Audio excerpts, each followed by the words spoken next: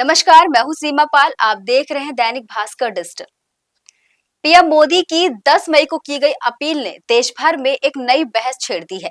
Petrol diesel की खपत कम करने, सार्वजनिक परिवहन अपनाने, अनावश्यक विदेश यात्राओं से बचने, एक साल तक सोना न खरीदने, वर्क फ्रॉम होम जॉब करने और किसानों से रासायनिक खाद का इस्तेमाल 50% तक घटाने की अपील के बाद राजनीतिक गलियारों से लेकर व्यापारिक संगठनों तक हलचल मच गई है।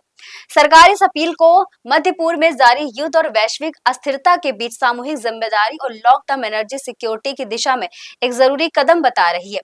वहीं विपक्ष इसे आर्थिक संकट का संकेत बता रहा है और विपक्ष का कहना है कि ये आम लोगों पर बोझ डालने की तैयारी है।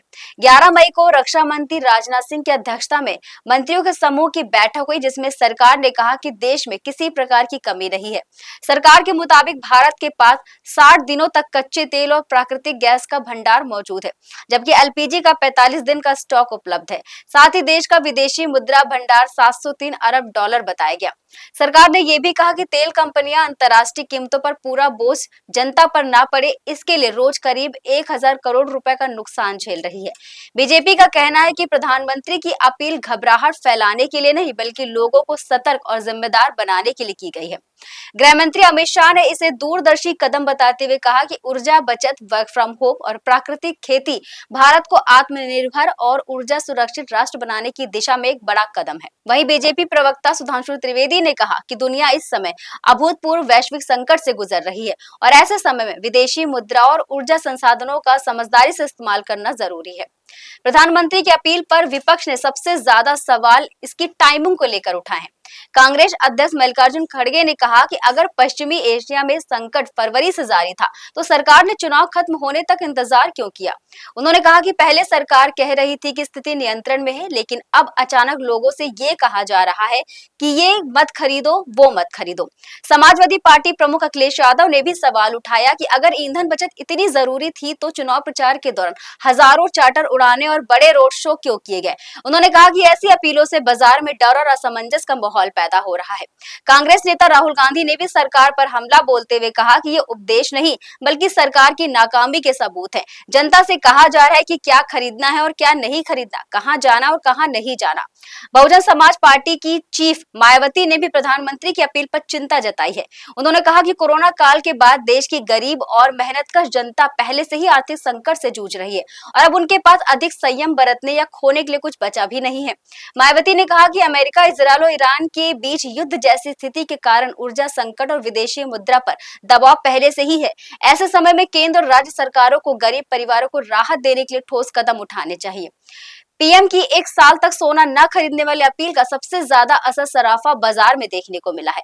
इंदौर सराफा व्यापारी एसोसिएशन के पीआरओ अजय लोहटी ने कहा कि देश हित में वे सरकार के साथ खड़े हैं, लेकिन अगर लोग सोना खरीदना बंद कर देंगे तो हजारों परिवारों की रोजी रोटी छिन जाएगी।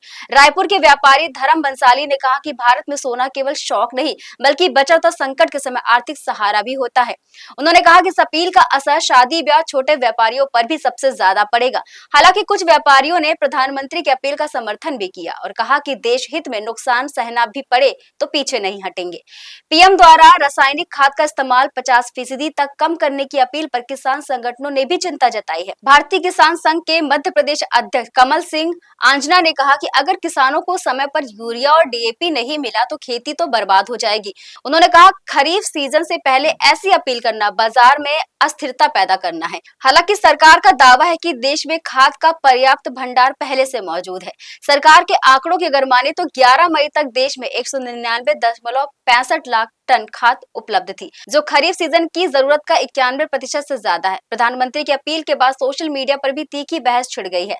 कई लोगों ने सवाल उठाया कि जब आम जनता से पेट्रोल डीजल बचाने की अपील की जा रही है तो बड़े राजनीतिक रोड शो और वीआईपी काफिले क्यों हो रहे हैं। कुछ यूजर्स ने लिखा कि नियम सिर्फ आम लोगों के लिए ही क्यों बनाए जाते हैं। वहीं कुछ लोगों ने वर्क फ्रॉम होम, सार्वजनिक परिवहन और ऊर्जा बचत को सही कदम बताया और कहा कि यह पर्यावरण और देश की ऊर्जा सुरक्षा के लिए जरूरी है।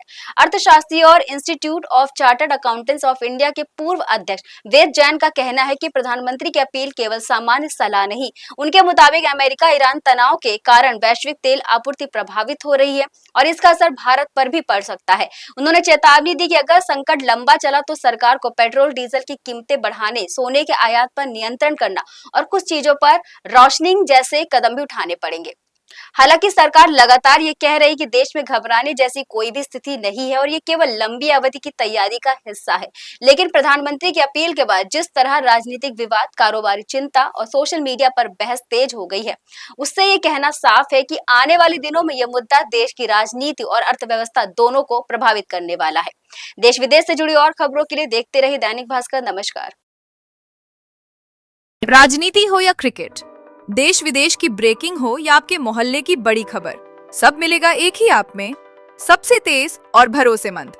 अभी डाउनलोड करें दैनिक भास्कर डिजिटल।